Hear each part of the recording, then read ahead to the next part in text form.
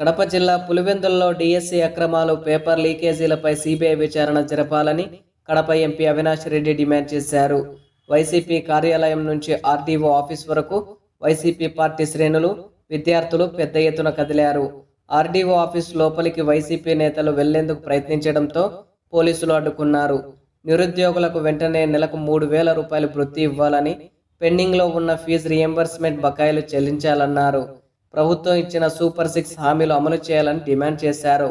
దమ్ముంటే డీఎస్సీ అంశంపై మంత్రి లోకేష్, రామ్ గోపాల్ రెడ్డిలు చర్చకు వైసీపీ నేతలతో కాకుండా డీఎస్సీ అభ్యర్థులతో చేయాలన్నారు.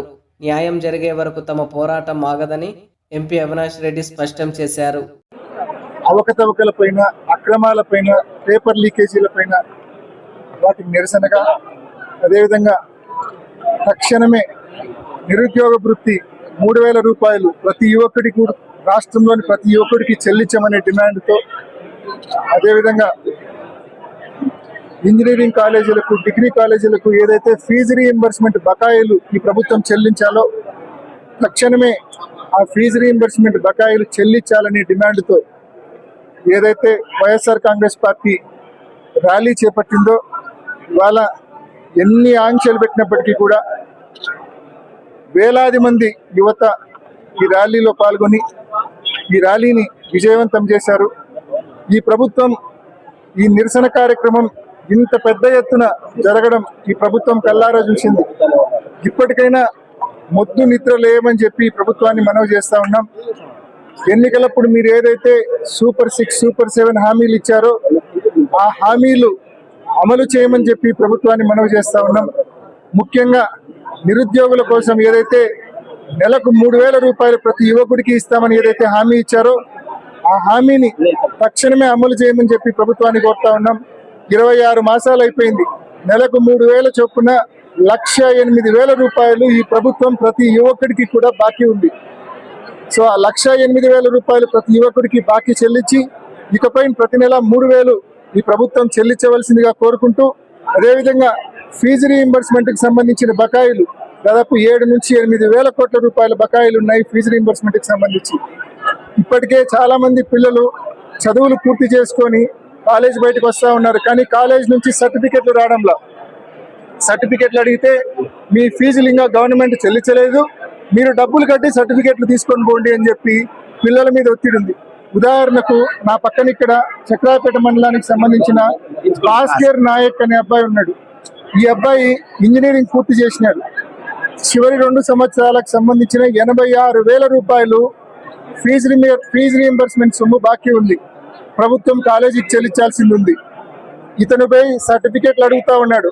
నేను పాస్ అవుట్ అయ్యాను, అన్ని సబ్జెక్టులు క్లియర్ చేసినాను, నా సర్టిఫికెట్లు నాకు ఇవ్వండి అని చెప్పి కాలేజ్ యాజమాన్యాన్ని అడిగితే, కాలేజ్ యాజమాన్యము ప్రభుత్వం మాకు 86,000 రూపాయలు చెల్లించాలా, ఆ 86,000 రూపాయలు ప్రభుత్వం చెల్లించడం లేదు కాబట్టి నువ్వు ఆ డబ్బులు కట్టి సర్టిఫికెట్లు తీసుకొని పో అని చెప్పి ఇటువంటి పేద పిల్లల మీద ఈ కాలేజ్ యాజమాన్యాలు ఒత్తిడి తీసుకొస్తా ఉన్నాయి.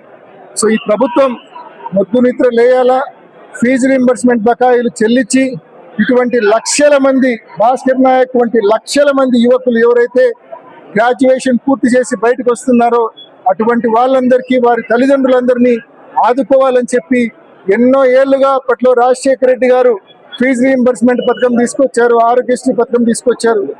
క్రమం తప్పకుండా ఆ పథకాలు జగన్మోహన్ రెడ్డి గారి హయాంలో క్రమం తప్పకుండా ఆ పథకాలు ఫీజు రీయింబర్స్మెంట్ పర్ఫెక్ట్ గా అమలైంది.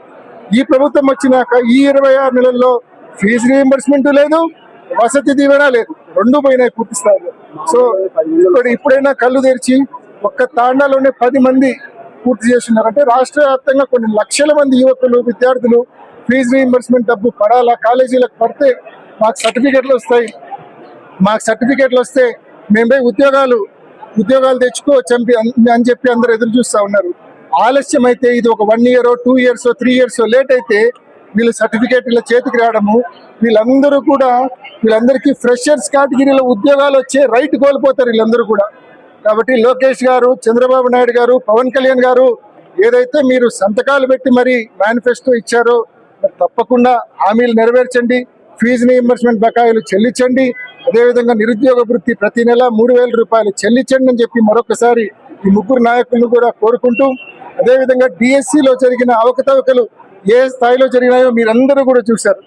ఎస్సీఈఆర్టీలో ఎవరైతే ఎస్సీఈఆర్టీ సంస్థ పేపర్ అప్లోడ్ చేస్తుందో ఆ డిఎస్సి క్వశ్చన్ పేపర్ అప్లోడ్ చేసే సంస్థలో అవుట్ సోర్సింగ్ ఉద్యోగికి ఎవరైతే పేపర్ అప్లోడ్ చేస్తాడో ఆ ఉద్యోగి నవీన్ అనే అతనికి స్టేట్ ఫస్ట్ రావడము మరి మనమంతా కూడా చూసాం. స్టేట్ ఫస్ట్ వచ్చిన తర్వాత పూర్తి స్థాయిలో స్టేట్ ఫస్ట్ వచ్చిన తర్వాత అతన్ని ఉద్యోగం ఇవ్వకుండా మళ్ళీ పక్కన పెట్టినారు. అంటే ఈ ప్రభుత్వమే పరోక్షంగా పేపర్ లీకేజీ జరిగిందని చెప్పి ఈ ప్రభుత్వమే స్పష్టం చేస్తా ఉంది. ఆ నవీన్ అనే అబ్బాయికి ఉద్యోగం ఇవ్వడం లేదు కాబట్టి